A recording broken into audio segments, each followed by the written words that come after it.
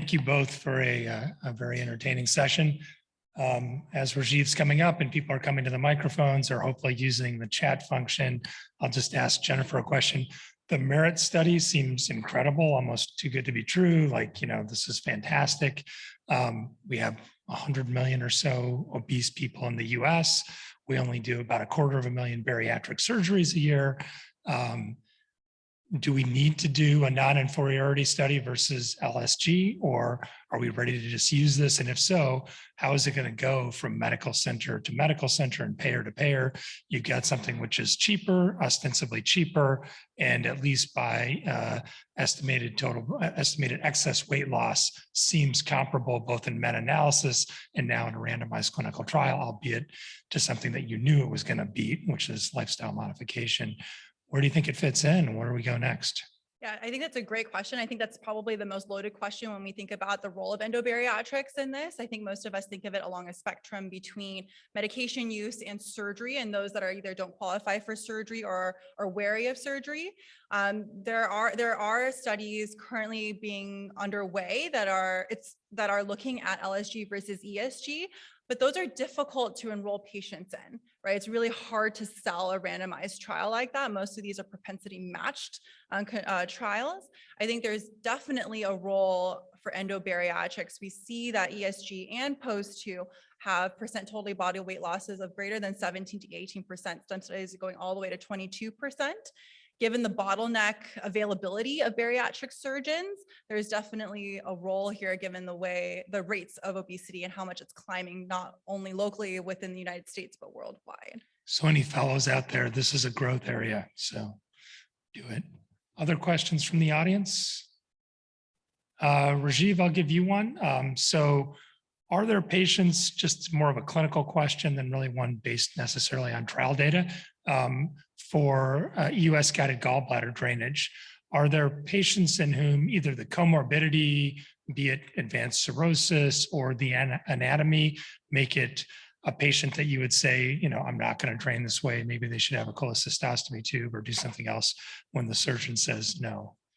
Yeah, in some patients, it could be technically difficult to place a stent connecting either the stomach or the duodenum to gallbladder.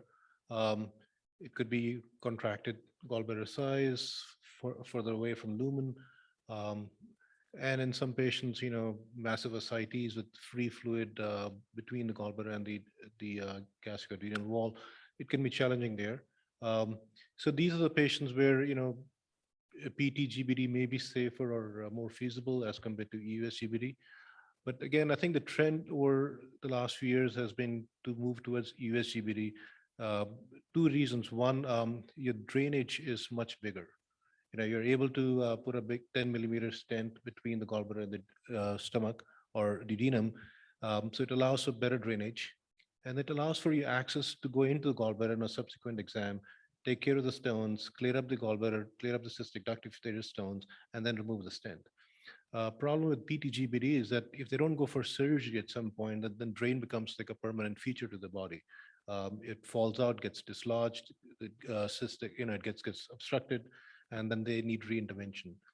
And so for that non-malignant patient, maybe where you placed the drain, when do you go back and think about taking it out after you've just completed removing all the stones and clearing the ducts, and then you're ready? Or how long does it take to mature? For somebody who's had a LAMPS placed to drain the gallbladder, give them like 4 to 6 weeks to settle down, and then plan a repeat procedure to go into the gallbladder, remove the stones.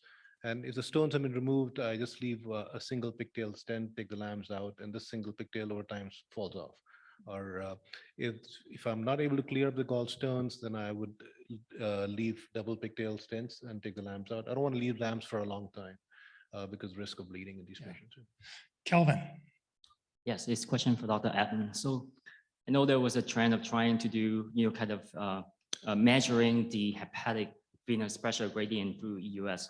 And there was a movement a while ago, but now in the hepatology world, we try to stay away from invasive testing. And so there's a lot of studies now actually coming out. The most recent one with the Podesky study in 2019 showing that there is a very good correlation between FibroScan, using the data for FibroScan to predict the clinically significant portal hypertension. So do you see there is a role now for such an invasive testing with EUS guided measurement versus going for something non-invasive? Great question. I think Dr. Chang answered that yesterday in very good language. So, there is a correlation between the risk of bleeding, say in gastric varices, and the portal pressure gradient. So some hepatologists want to know the gradient so they can optimize the treatments or treatment strategies accordingly. Some hepatologists are not, they don't care. So it all depends on, your conversation with the hepatologist as to what information they're looking for. If it's something that they want, then definitely it's an option. Okay, is it Dr. Lee? Yes, thank you. This is a question for Dr. Phan. For the LAMIS treatment for the patient with gastric bypass, the gastrojejunal stricture, once you place the stent there, they become very effective. How long do you leave them? Can you leave them for a long time? Yeah, so that's a great question. We actually had this discussion amongst 3 other endoscopic bariatric technicians as to how long we can leave them. Because for some patients, you take them out, they restructure down, even if you do a little needle knife, even if you do a little bit of an injection. And so the thought, there is no studies to know exactly when to take this out. Between the 3 of us, we thought that you leave it in as long as they effectively need it with repeat endoscopies to make sure there's no issue with migration or for it to become obstructed.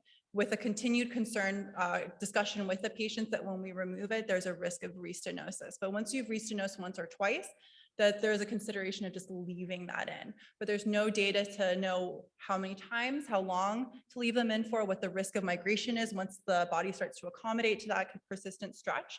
It would be a good study to do. Dr. Menz.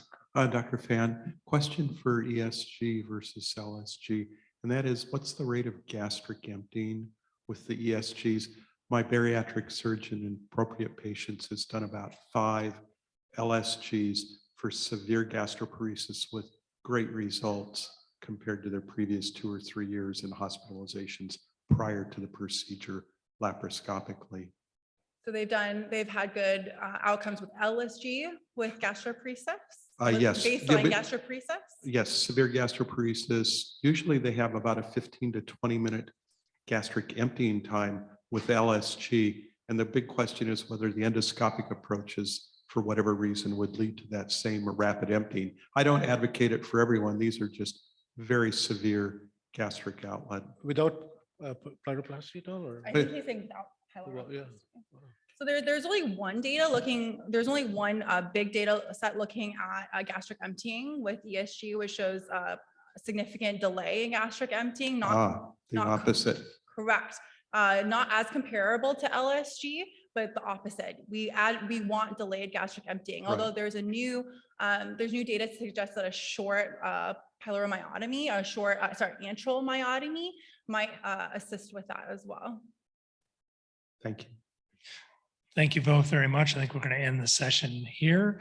We'll have a short break and come back here at 3 p.m. for a couple of great state of the arts and special honoree. Please do visit the galleries and complete your CME. See you in 15 minutes.